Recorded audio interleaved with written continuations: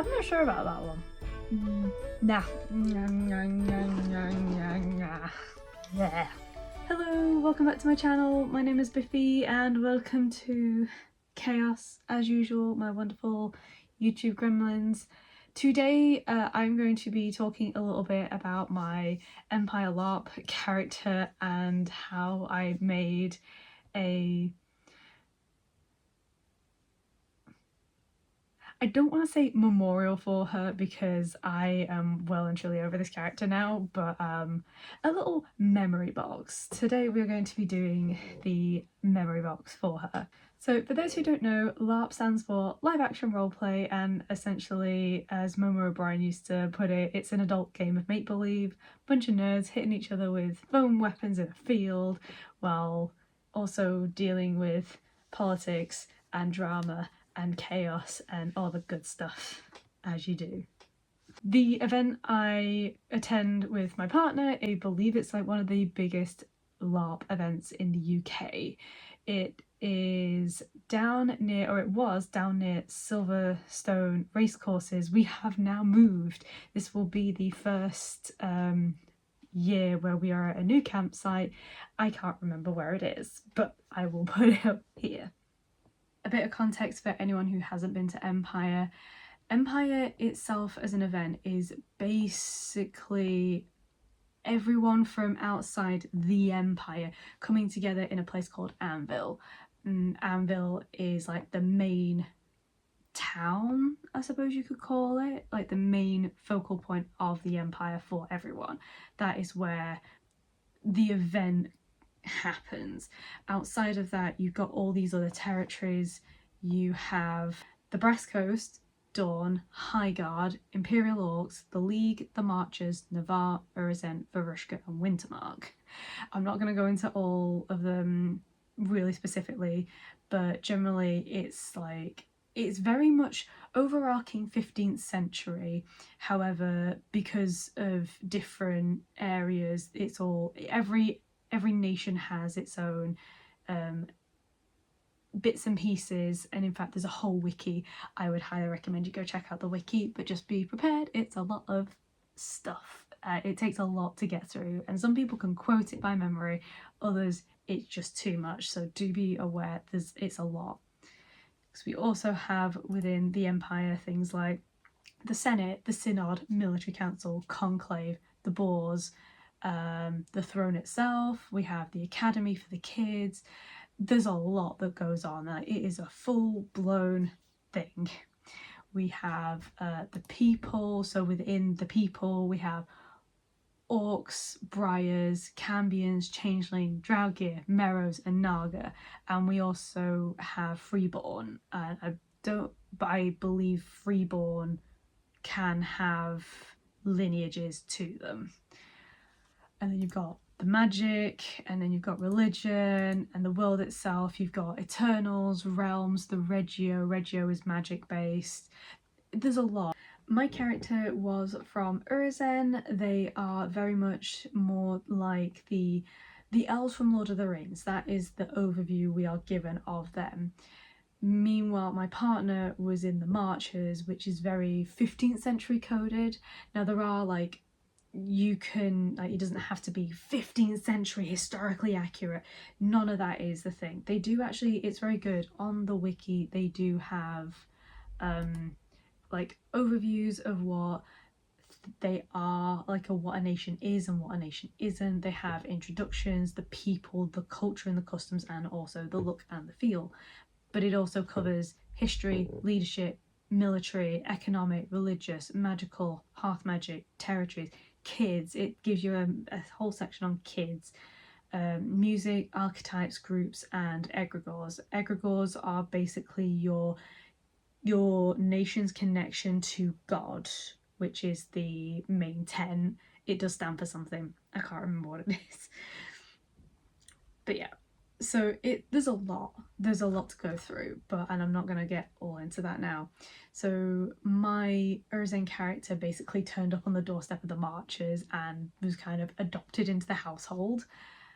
From there, I honestly spent the majority of that character's time in the pub.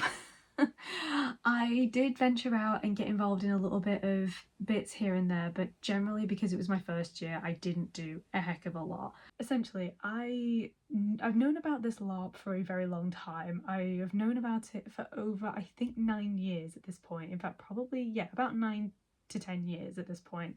However, I was thoroughly unable to do it at university, and I've only actually been able to do it this last year.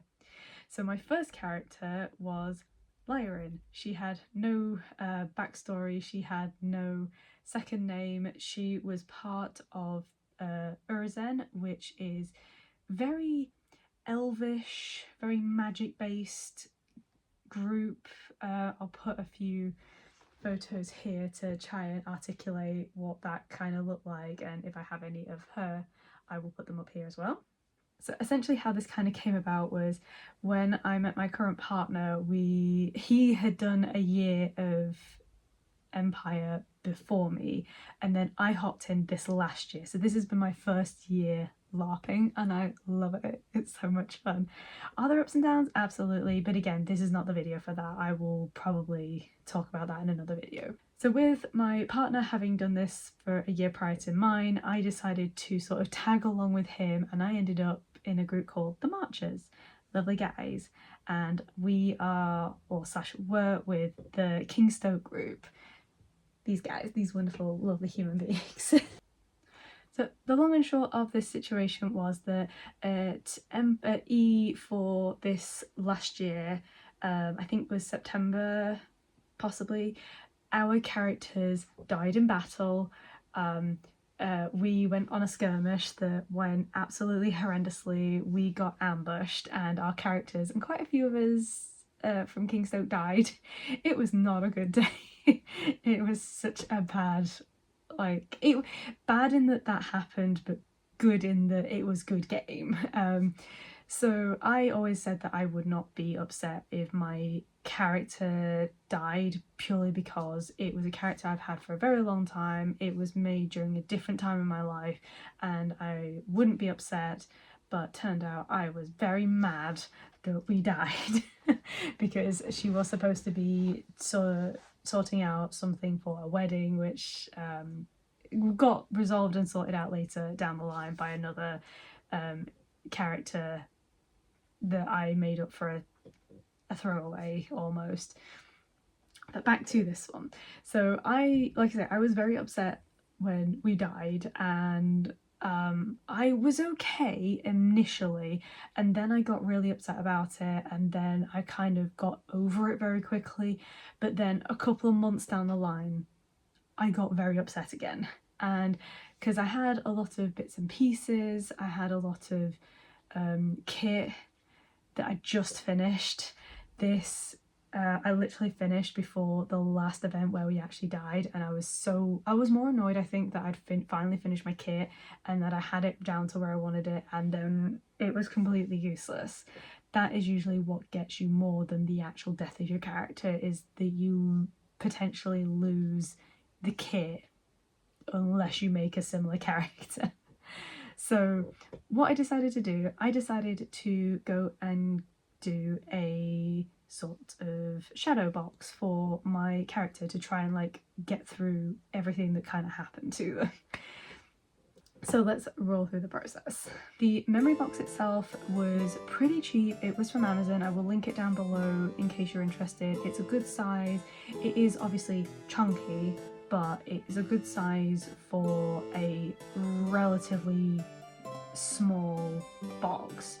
And it's quite, I think it's just a really cheap wood, but it does feel solid enough that as long as you're not gonna bash it off the wall, it should be absolutely fine.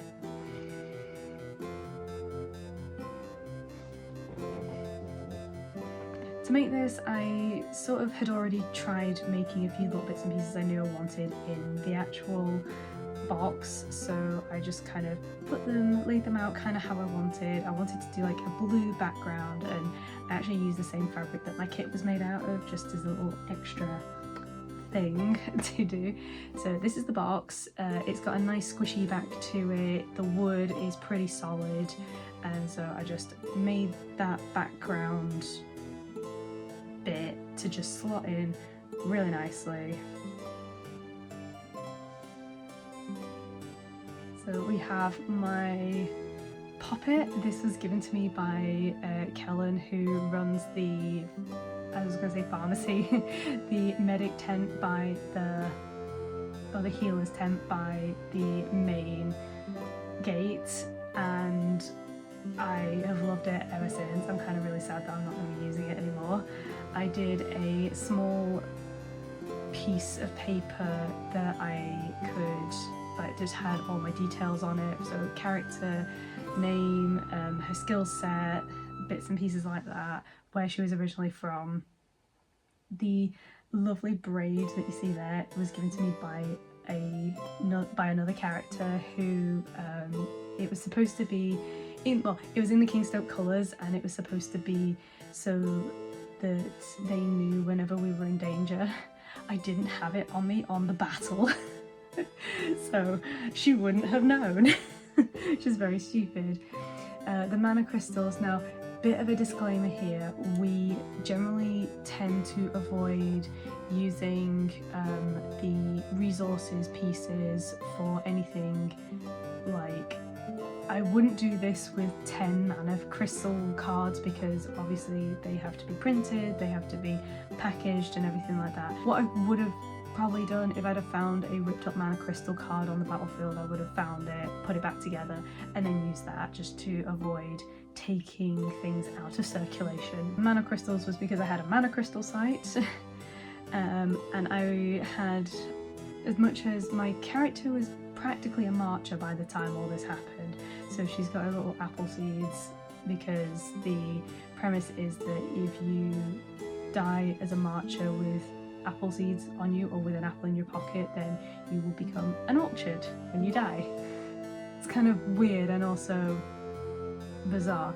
I was just trying to figure out where things were going to go at this point, and I also remembered that I had my squishy owl that my partner got me, so I knew I wanted to leave space to put that in at a later date.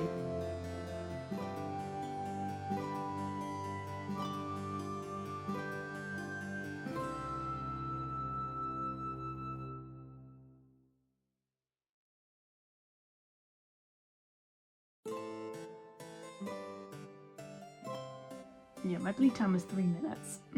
I bled out on the battlefield. These are the guys that all... I was actually really proud of this little thing. It was all the guys who had died up to us passing away on the battlefield. That's putting it nicely. We got eaten by sharks on the battlefield. I also felt like I just wanted to add a little bit extra to the background, and I had a lot of silver embroidery and silver stars on my kit. I completely forgot to do anything with the silver stars for the actual box, but I don't mind about that. So I just went along the outside of that black background and just put in the silver thread that I also had on my kit. So putting this all together, I had my poppet, which was so lucky it just about fit that height. I made a tiny little banner that is our Kingstoke Book of the Dead, because I actually make the real banner, and I thought that having that in the box would be quite cute, because essentially Lyron became the maker of the Book of the Dead. And these were all the people. Oh no, I genuinely thought I hadn't listed ourselves in this. We have, our names are on that banner too because of us all dying. This was my everything page that just kind of very quickly went over my name, location, bleed count, skill set, where I was from, my heritage, which was changeling. I put the mana crystals in because she had a mana crystal site, and then obviously my little seeds.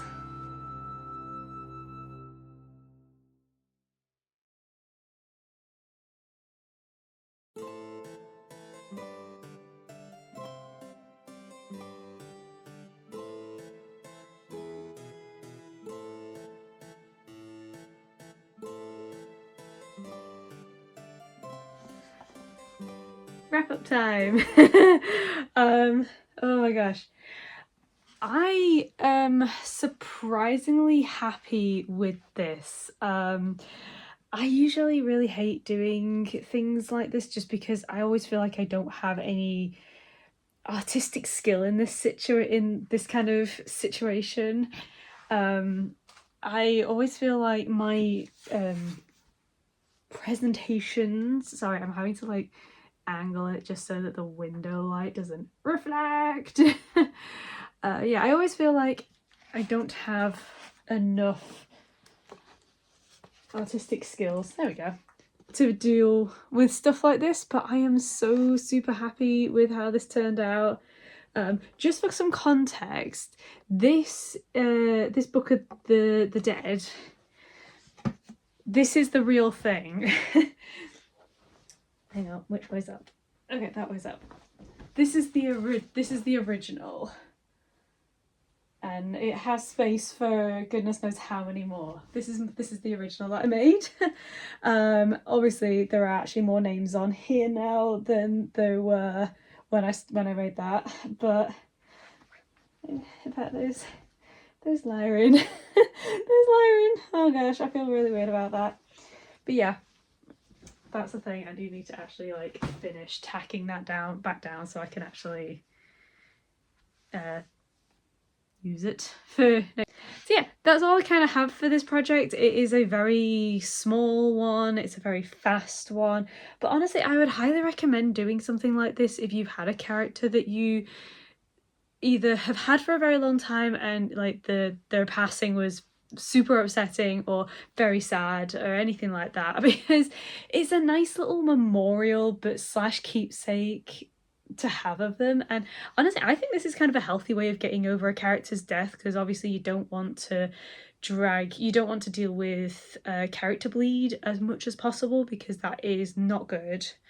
There are other videos out there about character bleed. If I can find any, I will put them in the description.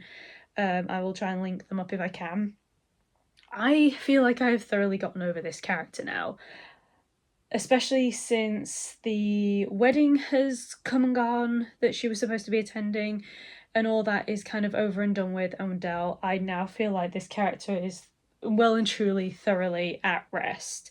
I just like to have, I really like to keep things, like I love this poppet, and my partner got me this little owl.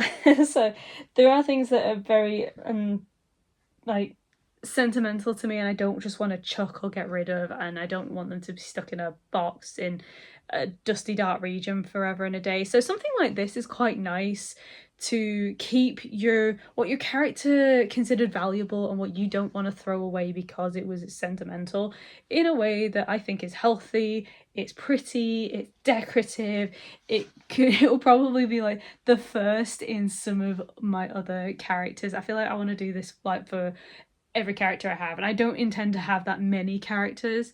If I have a throwaway character, I probably won't do it for them because I haven't put time and energy into it in the same way. But yeah, this was that.